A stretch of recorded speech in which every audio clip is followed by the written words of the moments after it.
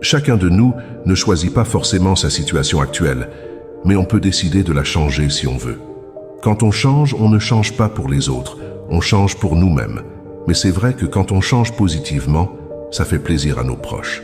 Alors, si tu mets en place tout ce que je m'apprête à te donner pendant seulement 21 jours, tout le monde sera choqué par ton changement. Ces habitudes ont changé la vie de millions de personnes à travers le monde. Alors pourquoi pas toi? Ce sont des habitudes très simples à appliquer au quotidien.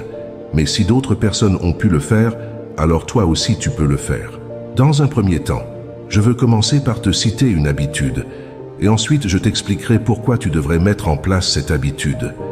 Car sans le pourquoi, le comment ne marche pas. Tout d'abord, pourquoi 21 jours? Parce qu'une habitude commence à s'ancrer au bout de 21 jours. Et je te donne juste un défi de l'essayer au bout de 21 jours et tu verras le résultat. Alors, avant qu'on ne commence, prends juste 2 secondes pour t'abonner à la chaîne et me laisser un pouce bleu. Tu l'as fait? Merci. Alors, la première habitude que je vais te partager dans cette vidéo, c'est pratiquement la plus difficile. C'est d'arrêter de toucher automatiquement votre téléphone chaque fois que vous vous réveillez. La plupart d'entre nous ont déjà cette habitude où à chaque fois que nous nous réveillons, on ne vérifie même pas si on est en vie. La première chose qui nous vient à l'esprit, c'est notre téléphone. Vérifier s'il est chargé à 100%, vérifier les messages, et j'en passe. Certains vont même jusqu'à s'énerver lorsqu'ils constatent que leur téléphone n'a pas été chargé dans la nuit. En réalité, on ne se rend pas compte d'une chose. Lorsqu'un fumeur se réveille, la première chose qu'il fait, c'est d'aller fumer une cigarette, même avant de se brosser les dents. On dit qu'il est devenu accro à la cigarette. Du coup, il a du mal à s'en sortir. On prend ça comme étant un problème, mais par contre, se réveiller et toucher directement à son téléphone, ça aussi, c'est être accro à quelque chose de toxique. La cigarette tue, on est d'accord, mais le téléphone aussi. Les réseaux sociaux tuent, mais c'est juste que ça te tue à petit feu.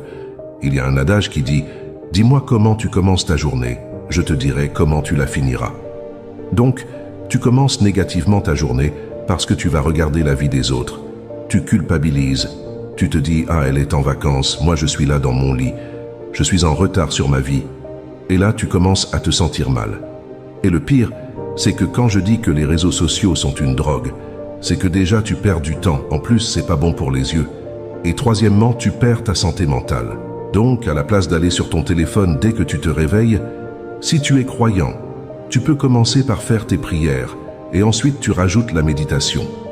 Donne-toi ce défi en 21 jours de ne pas toucher à ton téléphone dès ton réveil et tu verras quel changement incroyable ça pourrait t'apporter dans ta vie.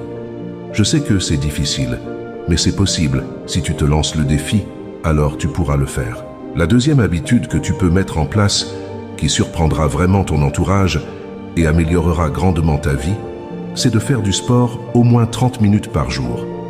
Cela a été prouvé scientifiquement que le sport augmente ton degré de confiance en toi.